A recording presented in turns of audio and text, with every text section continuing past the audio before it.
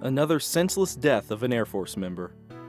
This young airman didn't die from a vehicle accident, a fall, or 1,000 other accidents that happen to airmen every year.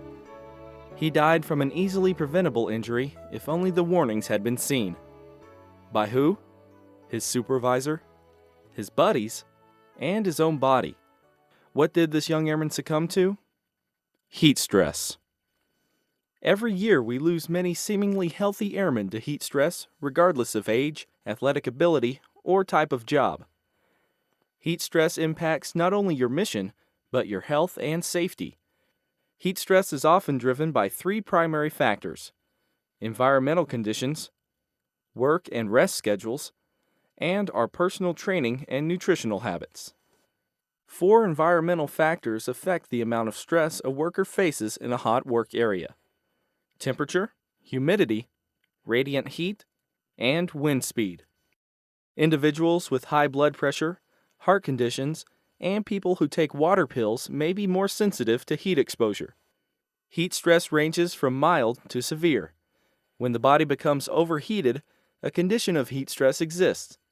Many people confuse these disorders, but it is important to be able to recognize each one and know what to do when it happens. This includes fainting, heat rash, heat cramps, heat exhaustion, and heat stroke. Fainting usually happens to someone who is not used to working in the hot environment and simply stands around. Moving around, rather than standing still, will usually reduce the likelihood of fainting. Symptoms include a brief loss of consciousness, sweaty skin but a normal body temperature, and no signs of heat stroke or heat exhaustion. Recovery from fainting can be accomplished by laying the individual down in a cool place, but seek medical attention if the individual does not recover after a brief period of lying down. Most of us have had at least a mild form of heat rash or prickly heat. This skin rash is caused by heat and humidity and normally is cleared up by rest in a cool place. Continued exertion can often lead to cramps. Heat cramps are involuntary muscle spasms that usually occur during heavy exercise in hot environments. They occur when a worker drinks a lot of water but does not replace salts lost from sweating. Heat exhaustion is the mildest form of general heat-related illness. Symptoms include dizziness, headache, fatigue, nausea, vomiting, and lightheadedness. Individuals suffering from heat exhaustion will have a normal mental status, but individuals showing an altered mental status may have a much more serious condition. Heat stroke is the most serious health problem for people working in the heat, but is not very common. It is caused by the failure of the body to regulate its core temperature. Sweating stops and the body can't get rid of excess heat. Victims will die unless they receive proper treatment promptly. Symptoms of heat stroke include mental confusion, delirium, fainting, or seizures, body temperature of 106 degrees Fahrenheit or higher, hot, dry skin, usually red or bluish color. If an individual is suspected of heat stroke, seek emergency medical assistance immediately. Move victim to a cool area, soak the victim with cool water, fan the victim vigorously to increase cooling. Now that we have looked at the forms of heat stress, what can be done to prevent or at least lower the risk of developing heat stress?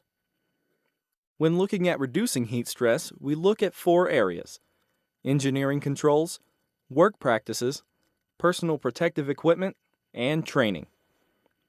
A number of engineering controls can help reduce heat exposure. These include general and local exhaust ventilation in areas of high heat, shielding of radiant heat sources such as fire, furnaces, or hot machinery, use of cooling fans or personal cooling devices such as cooling vests, and power tools can reduce manual labor. When we talk about work practices, we look at clothing, drinking, work schedules, acclimatization, and body weight. Wear loose-fitting, lightweight clothing such as cotton to allow sweat to evaporate. Light colors absorb less heat than dark colors. When working outside, try and wear a lightweight hat with a good brim to keep the sun off your face.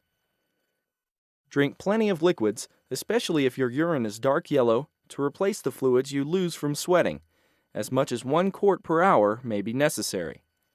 Water and/or sports drinks are recommended. Since caffeine is a diuretic, beverages such as cola, iced tea, and coffee should be avoided.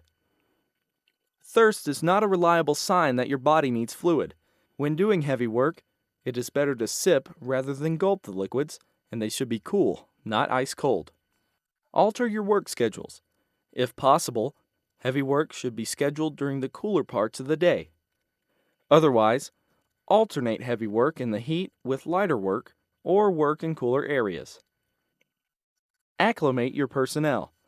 New employees and workers returning from an absence of 2 weeks or more should have 5 days to get used to the heat. Begin with 50% of the normal workload and time exposure the first day and gradually build up to 100% on the 5th day.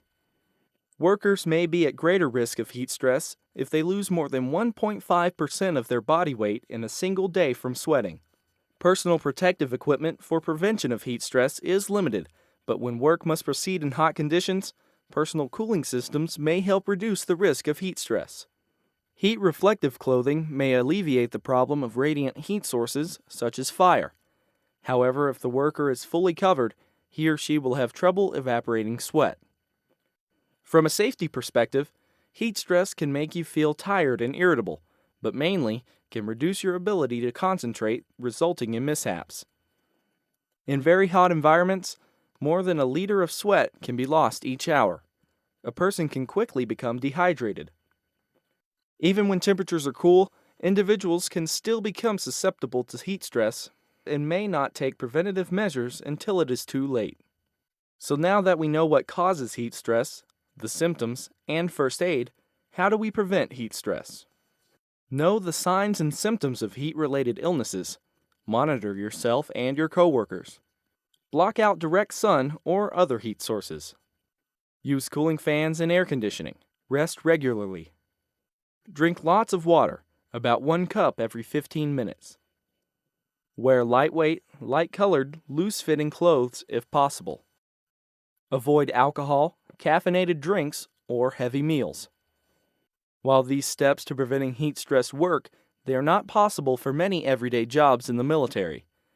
Our jobs often put us in harm's way, battling heat whether from the sun, or fire, or furnace, often wearing bulky gear to protect us, but the same gear can cause heat stress rapidly.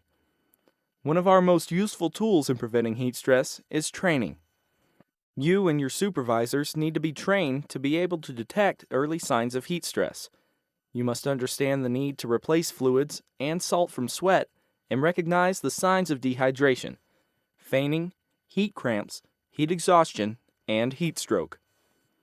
Workers should be encouraged to drink plenty of fluids and be on the lookout for signs of heat stress.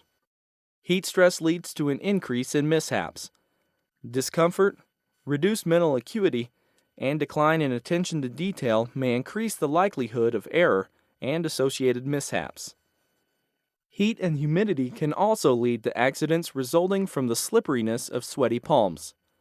As a worker moves from a cold to a hot environment, fogging of eyeglasses or face mask can briefly obscure vision, presenting an additional safety hazard. While this video has primarily depicted civil engineering personnel, the facts of heat stress affect each and every one of us regardless of the job. Our personnel today must have the capacity to operate through all environmental extremes, often while wearing cumbersome protective equipment. This is not to imply there is a quick fix to heat stress. Heat stress is a fact of our environment and our own physical limitations. The aim of each and every one of us is to find the optimal balance of environmental conditions, work and rest schedules, fluid intake, and mission-imposed stress to prevent performance decay or physical injury directly related to exertion. Don't be the next one to take this trip because of heat stress. Know and watch your personnel, your coworkers, and yourself. Remember, heat can kill.